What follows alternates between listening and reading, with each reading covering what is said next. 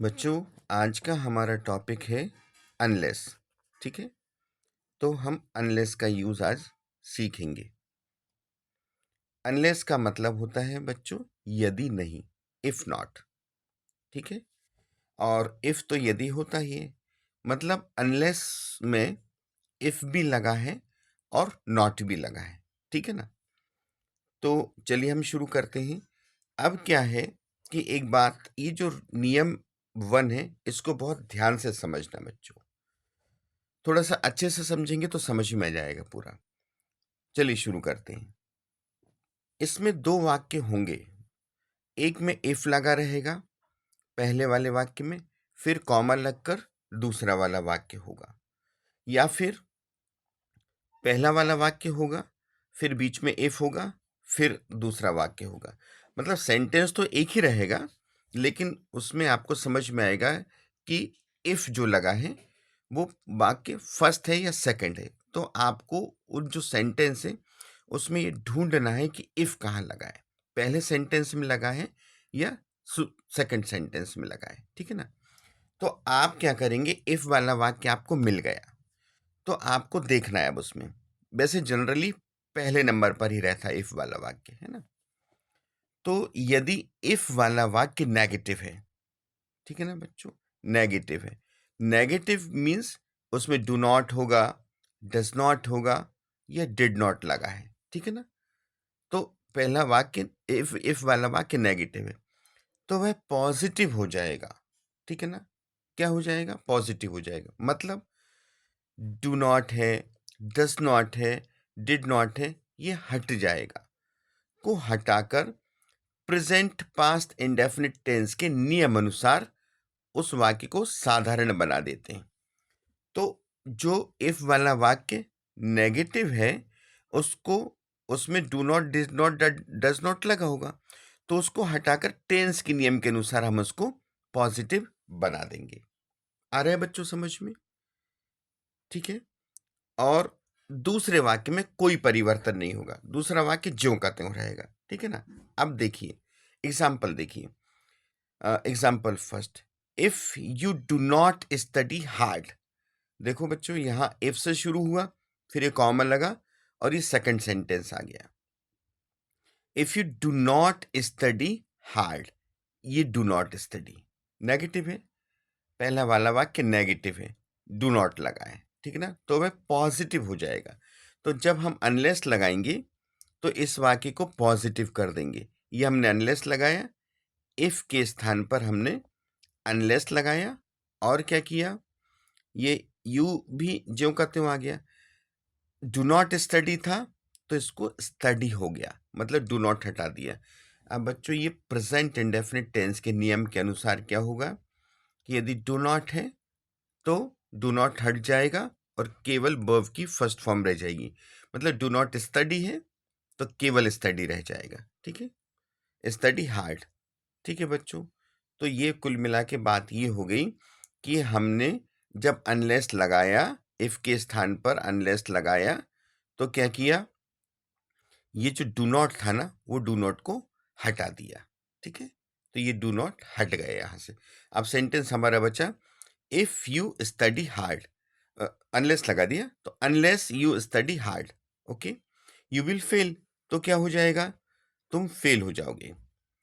तो बच्चों अनलेस हमने लगाए, इफ के स्थान पर जब अनलेस लगाया तो हमारा सेंटेंस क्या बन गया, अनलेस यू स्टडी हार्ड। और इसकी हिंदी भी थोड़ी सी आनी चाहिए हम लोगों को, यदि तुम कठिन परिश्रम नहीं करते हो। ओके बच्चों। और यहाँ if you do not study hard, इसका भी वही मीनिंग था, यदि तुम कठिन परिश्रम नहीं करते हो। और if you do not study hard, यदि तुम कठिन परिश्रम नहीं करते हो, अनलेस यू स्टडी हार्ड, ये भी वही रहा, यदि तुम कठिन परिश्रम नहीं करते हो। तो जब दोनों बात वही है, शर्त नहीं बदली, तो दूसरे वाक्य में कोई चेंज नहीं होना चाहिए। यू विल फेल, तुम फेल हो जाओगे, यू विल फेल, तुम फेल हो जाओगे। ठीक है।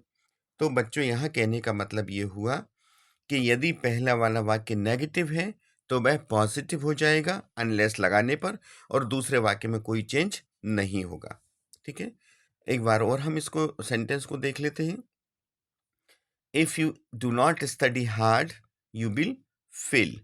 यदि तुम कठिन परिश्रम नहीं करते हो तो तुम फेल हो जाओगे। अब अनलेस लगाए हमने इफ की जगह पर, अनलेस यू स्टडी हार्ड, यदि तुम कठिन परिश्रम नहीं करते हो यू विल फेल, तुम फेल हो जाओगे। अब बच्चों एक दूसरा एग्जाम्पल और देख लेते हैं हम। If he does not run fast, तो आप ये देखिए ये भी नेगेटिव है, डज नॉट लगा हुआ है ना। If he does not run fast, यदि वह तेज नहीं दौड़ता है, he can not win the race, वह रेस नहीं जीत सकता है। तो बच्चों हम क्या करेंगे, ये इफ के स्थान पर हमने अनलेस लगाया। बच्चों जब अनलेस लग गया तो इसका मतलब इसमें इफ भी लग चुका है और नॉट भी लग चुका है। जब नॉट लग चुका है तो फिर हम ये नॉट नहीं लगाएंगे। जब नॉट नहीं लगेगा ना तो डज भी नहीं लगेगा, हट जाएगा। अब हमको प्रेजेंट इंडेफिनिट टेंस के नियम के अनुसार बदलना है। मतलब जब डज नॉट हटेगा, ये डज हटेगा तो वर्ब में एस या ई एस लग जाएगा, तो ये एस लग गया। तो बच्चों ये रूल टेंस का जो हमने रूल बताए हैं वो आपको आने चाहिए, इसलिए मैंने टेंस आपको पहले बता दिए थे ताकि आपको अब इसमें कंफ्यूजन ना हो। तो सेंटेंस क्या हो गया, अनलेस ही रन्स फास्ट, यदि वह तेज नहीं दौड़ता है, ये हुआ यहाँ। और बच्चों यहाँ का क्या हुआ था, if he does not run fast, यदि वह तेज नहीं दौड़ता है। तो दोनों की कंडीशन बिल्कुल सेम है, तो नेक्स्ट सेंटेंस में कोई चेंज नहीं होगा। He can not win the race, वह रेस नहीं जीत सकता है। He can not win the race, वह रेस नहीं जीत सकता है, ठीक है ना। तो अभी यहाँ पर एक बार अपन फिर समझ लें कि जो रूल अपन याद भी हो जाएगा बच्चों, मैं बार बार इसलिए कह रहा हूँ ताकि आपको याद भी हो जाए। यदि इफ वाला वाक्य नेगेटिव है तो वह पॉजिटिव हो जाएगा, मतलब उसमें से नॉट हट जाएगा। नॉट हटेगा तो do not, does not, did not ये हट जाएंगे, और फिर प्रेजेंट इंडेफिनिट या पास्ट इंडेफिनिट टेंस के अनुसार वो सिंपल हो जाएगा वाक्य। मतलब डू नॉट हटेगा तो मैन वर्ब की फर्स्ट फॉर्म ज्यों की तो रहेगी। डज नॉट हटेगा तो मैन वर्ब के साथ एस ए एस लग जाएगा, और डिड नॉट हटेगा तो वर्ब की सेकंड फॉर्म लग जाएगी, ठीक है। तो ये यहाँ पर हमारा अनलेस का रूल 1 क्लियर हुआ। अब रूल 2 देखिए बच्चों, थोड़ा सा ध्यान आप देंगे तो आपको बहुत अच्छे से समझ में आ जाएगा। यदि इफ वाला वाक्य पॉजिटिव है ना, अब यहाँ पर कंडीशन क्या हुई कि इफ वाला वाक्य पॉजिटिव है तो वह पॉजिटिव ही रहेगा, ठीक है ना। पॉजिटिव है तो पॉजिटिव ही रहेगा, मतलब सकारात्मक है तो सकारात्मक ही रहेगा। और दूसरा वाक्य चेंज हो जाएगा। अब दूसरा वाक्य जो है ना, इफ के बाद वाला जो सेंटेंस है कॉमा के बाद है, वो चेंज हो जाएगा। कैसा, नेगेटिव है तो वो पॉजिटिव हो जाएगा, और पॉजिटिव है तो नेगेटिव हो जाएगा। इसको ध्यान रखिए बच्चों, अपन एग्जाम्पल से समझ लेते हैं। देखिए, इफ ही इज सिक, क्या मतलब हुआ बच्चों इसका, यदि वह बीमार है। इफ ही इज सिक, यदि वह बीमार है। अब हमने क्या किया, इफ के स्थान पर अनलेस लगाया। तो बच्चों आप अनलेस का तो समझते हैं कि इफ और नॉट उसमें शामिल ही है। तो जब हमने अनलेस लगाया और बाकी तो पॉजिटिव था तो सेंटेंस पॉजिटिव रहेगा। अनलेस ही इज सिक, तो बच्चों आप बता पाओगे कि अब इसका मतलब क्या हो गया। इसका मतलब हो गया कि यदि वह बीमार नहीं है। ओके, अनलेस लग गया ना, अनलेस ही इज सिक, यदि वह बीमार नहीं है। और पहले वाले सेंटेंस में क्या था, यदि वह बीमार है, तो यदि वह बीमार है तो he can stay at home, वह घर पर रुक सकता है। पहला वाला सेंटेंस हमारा ये कह रहा था कि यदि वह बीमार है तो वह घर पर रुक सकता है। हमने इसमें अनलेस लगा दिया, तो ये हमारा सेंटेंस क्या हो गया, यदि वह बीमार नहीं है। अब यदि वह बीमार नहीं है तो ही can not stay at home, वह घर पर नहीं रुक सकता है, तो ये नॉट लग जाएगा।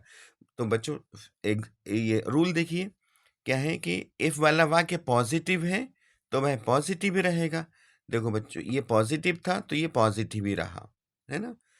और दूसरा वाक्य चेंज होगा, दूसरा वाक्य चेंज होगा। ये जो सेंटेंस था ना ये चेंज होगा। कैसे चेंज होगा, नेगेटिव है तो पॉजिटिव हो जाएगा, और पॉजिटिव है तो नेगेटिव हो जाएगा। तो बच्चों आप देख रहे हैं ये पॉजिटिव था तो ये नेगेटिव हो गया, ठीक है। तो शर्त भी बदल रही, थोड़ा सा हिंदी में करके देखेंगे ना बच्चों तो और अच्छे से समझ में आएगा। इफ ही इज सिक, यदि वह बीमार है, he can stay at home, वह घर पर रुक सकता है। और अनलेस ही इज सिक, यदि वह बीमार नहीं है तो ही can not stay at home, वह घर पर नहीं रुक सकता है। अब दूसरा एग्जाम्पल देख लीजिए बच्चों। If Priya rights very well, if Priya rights very well, ठीक है ना, she will get good marks. यदि प्रिया अच्छा लिखती है, ओके, अच्छा लिखती है तो सी विल गेट गुड मार्क्स, उसको बहुत अच्छे मार्क्स मिलेंगे, बहुत अच्छे नंबर मिलेंगे। कब मिलेंगे? जब वो अच्छा लिखती है। अब हमने अनलेस लगाया, तो अनलेस प्रिया राइट्स वेरी वेल, यदि प्रिया बहुत अच्छे से नहीं लिखती है, क्योंकि अनलेस में तो नॉट भी लगा हुआ है, तो उसको अच्छे मार्क्स कब मिल रहे थे? जब वो अच्छा लिख रही थी। और जब वो अच्छा नहीं लिखेगी तो अच्छे मार्क्स नहीं मिलने चाहिए। अनलेस प्रिया राइट्स वेल, यदि प्रिया अच्छा नहीं लिखती है तो फिर क्या हो जाएगा बच्चों? She will not get good marks, उसको अच्छे नंबर नहीं मिलेंगे, है ना। तो बच्चों आप चाहे तो एग्जाम्पल के थ्रू समझ लें, चाहे तो रूल्स के थ्रू समझ लें, ठीक है ना। तो आपको समझ में आ जाएगा, बिल्कुल क्लियर हो रहा है कि इफ लग रहा है ना, जिस वाक्य में इफ लगा है, ये इफ लगा है इस वाक्य में, तो क्या हो रहा है? यदि ये पॉजिटिव है तो दूसरे वाले वाक्य में चेंज हो रहा है ना। ये इफ वाला वाक्य पॉजिटिव है तो वह पॉजिटिव ही रहेगा, और दूसरे वाक्य में चेंज होगा। जैसे नेगेटिव है तो पॉजिटिव हो जाएगा, और पॉजिटिव है तो नेगेटिव हो जाएगा। ठीक है बच्चों, आप 2-3 बार वीडियो को देखेंगे, बहुत अच्छे से एक बार करने की कोशिश करेंगे तो बहुत अच्छे से समझ में आ जाएगा। बच्चों ये मेरी एडवाइस है कि मैंने टेंस का वीडियो तो बनाया है, आप उस वीडियो को बहुत ध्यान से देखिए तो आपको समझ में आएगा। और ये मेरी एडवाइस है बच्चों, इफ और अनलेस का यूज़ करते समय आपको यदि टेंस का नॉलेज होगा और आप उन वाक्यों का अर्थ समझ पाएंगे तो आपको बहुत सुविधा होगी। तो बच्चों आप यदि टेंस में कहीं आप मिस कर रहे हैं तो एक बार वो मेरे टेंस वाला वीडियो ज़रूर देख लीजिएगा। अब बच्चों जैसे कि हम हर चैप्टर में करते हैं कि आखिर हम इस चैप्टर कर क्यों रहे हैं, क्योंकि एग्ज़ाम में आ रहा है। तो एग्ज़ाम में किस तरह से पूछा जाता है वो हम हर चैप्टर्स में ले रहे हैं, तो हम इसमें भी ले रहे हैं। तो बच्चों ये 2024 में एक अनलेस पूछा गया था। अब यहाँ पर दिक्कत क्या होगी, आपसे बनवाया नहीं है, ये केवल फिल इन द ब्लैंक्स भरवा रहे हैं। तो बच्चों जब तक आपको इसकी हिंदी नहीं आएगी तब तक आप या आप समझ नहीं पाएंगे, तब तक थोड़ी सी आपको इसमें दिक्कत होगी करने में। You work hard, you will fail. अब बच्चों इसमें यह है यू वर्क हार्ड, तुम कठिन परिश्रम करते हो, यू विल फेल, तुम फेल हो जाओगे। तो तुम कठिन परिश्रम करते हो, तुम फेल हो जाओगे, अपन को अजीब सा नहीं लग रहा? तो अब इसमें इफ यदि लगाएंगे तो इफ यू वर्क हार्ड, यदि तुम कठिन परिश्रम करते हो, यू विल फेल, तुम फेल हो जाओगे। ऐसा थोड़ी होता है, कठिन परिश्रम करने वाला फेल नहीं होता। तो क्या आएगा बच्चों? यस, अनलेस आएगा। यदि तुम कठिन परिश्रम नहीं करते हो, क्योंकि अनलेस में नॉट, इफ भी लगा हुआ है और नॉट भी लगा हुआ है। Unless you work hard you will fail. तो बच्चों इसका आंसर है अनलेस। अभी आपको हिंदी करने में ही समझ में आया है ना। अब सेकंड देखिए बच्चों, 23 में आया था ये। 23 में क्या आया? अब इसमें क्या हो गया, ये उल्टा हो गया बच्चों। अनलेस यहाँ पर दिया है, आपसे इफ करवाना है तो इफ करना है, तो वो रिवर्स ऑर्डर हम ज्यों का त्यों कर देंगे, तो बहुत ज़्यादा दिक्कत नहीं। इसलिए मैंने एग्जाम्पल्स लिए ताकि आपको ये समझ में आ जाए कि एग्जाम में आखिर कैसे आते हैं। अनलेस यू रन फास्ट, बच्चों आपको हिंदी आनी चाहिए तभी आप समझ पाएंगे। अनलेस यू रन फास्ट, तो अनलेस इफ नॉट, है ना। तो यदि तुम तेज नहीं दौड़ते हो, इफ नॉट है ना बच्चों यहाँ, इफ नॉट, यदि तुम तेज नहीं दौड़ते हो, you will miss the train, तुम्हारी ट्रेन छूट जाएगी यदि तुम तेज नहीं दौड़ते हो। तो अब अपन ने क्या किया, अब इसमें इफ का यूज करना है बच्चों हमको, तो हमने इफ लगा दिया, अनलेस के स्थान पर इफ लगा दिया। इफ यू रन फास्ट, यदि तुम तेज दौड़ते हो, कंडीशन बदल गई बच्चों, ये रूल 2 लग गया इसमें, इफ के साथ पॉजिटिव सेंटेंस है, तो अब इफ के साथ पॉजिटिव सेंटेंस है, इफ यू रन फास्ट, यदि तुम तेज दौड़ते हो, ठीक है ना, तो you will not miss the train, तुम्हारी ट्रेन नहीं छूटेगी। और तुम तेज नहीं दौड़ते हो तो ट्रेन छूट जाएगी। ठीक है, थोड़ा सा समझने वाली बात है बच्चों, थोड़ा सा ध्यान दीजिएगा तो आपको समझ में आ जाएगा। अनलेस लगा था तो ये कंडीशन अलग थी, जब इफ लग गया तो कंडीशन अलग हो गई, ठीक है। फिर से देख लीजिए, अनलेस यू रन फास्ट, यदि तुम तेज नहीं दौड़ते हो, यू विल मिस दैट, तो तुम्हारी ट्रेन छूट जाएगी। और यदि तेज दौड़ते हो तो ट्रेन नहीं छूटेगी, you will not miss the train, ठीक है ना बच्चों।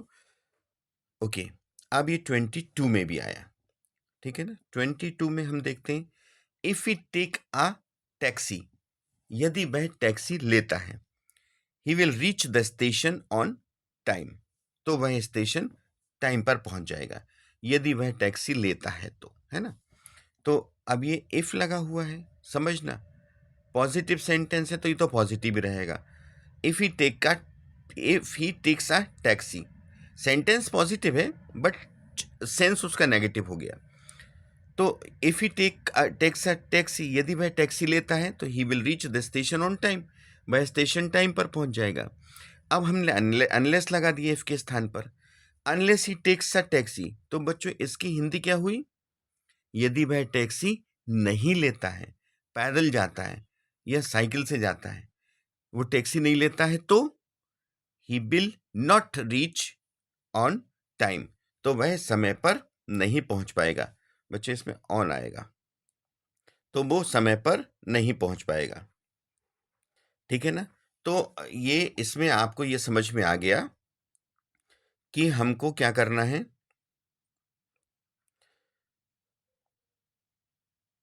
हमको ये करना है कि जो चेंज हो रहा है ना, वो रूल के अनुसार हमको चेंज करना है। तो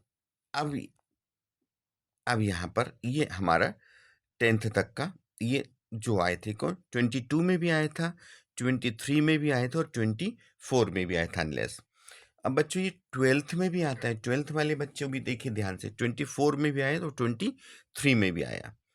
तो क्या आया देखते हैं, यू कैन कैच द बस। अब ये जो मैं आपको पहले बता रहा था ना, ये सेंटेंस क्या होता है, इफ बाद में भी लग जाता है, ये जरूरी नहीं है कि वो पहला वाला सेंटेंस इफ का हो। तो ध्यान से देखिएगा बच्चों, if you can catch the bus if you take a taxi. अच्छा बच्चों, एक ये भी आप समझिए, ये भी टैक्सी वाला था और यहाँ भी टैक्सी वाला था, लगभग ऐसा, मतलब एक दो सेंटेंस सेम रिपीट होते हैं, है ना। तो यू कैन कैच द बस, तुम बस पकड़ सकते हो, if you take a taxi, यदि तुम टैक्सी लेते हो। अब हमको अनलेस करना है, तो इस वाले वाक्य में होगा अनलेस, और ये वाला वाक्य चेंज होगा। तो इफ के साथ वाला पॉजिटिव है तो वो पॉजिटिव ही रहेगा, मतलब सेंस पॉजिटिव रहेगा, सेंस पॉजिटिव रहेगा, और मतलब सेंटेंस पॉजिटिव रहेगा और सेंस नेगेटिव हो जाएगा। तो बच्चों फिर से देखिए, यू कैन कैच द बस, तुम बस पकड़ सकते हो, if you take a taxi, यदि तुम टैक्सी लेते हो। और यदि तुम टैक्सी नहीं लेते हो तो you can not catch the बस, ठीक है। तो हमने क्या किया, यहां से देखें, unless you take a taxi, ये जो if you take a taxi था ना, तो इसको unless you take a taxi करा बच्चों, है ना। तो जब इसको अनलेस करा तो ये कंडीशन चेंज हो गई उसकी, तो फिर क्या हुआ, you can not catch the बस, तुम बस नहीं पकड़ सकते हो। बच्चों थोड़ा सा एक दो बार देखना पड़ेगा तो और अच्छे से समझ में आ जाएगा।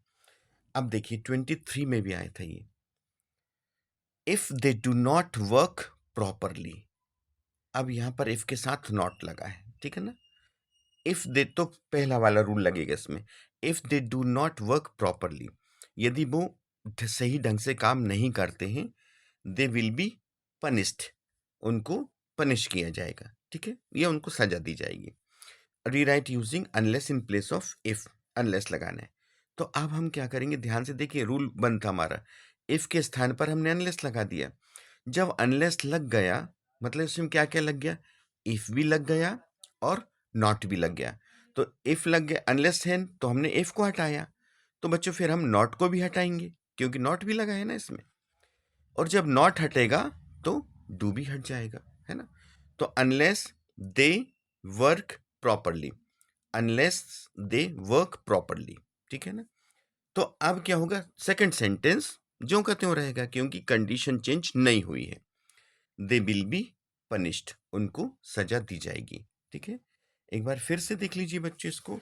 ये रूल 1 था इसका कि इफ के साथ वाले वाक्य, इफ के साथ वाला वाक्य यदि नेगेटिव है तो वो नेगेटिव ही तो वो पॉजिटिव हो जाएगा और सेकंड सेंटेंस में कोई चेंज नहीं होगा अनलेस लगाने पर।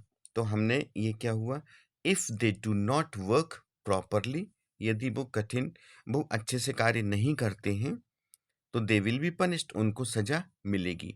और वो अच्छे से कार्य करते हैं, अच्छा फिर से वही आ गया, नहीं करते हैं,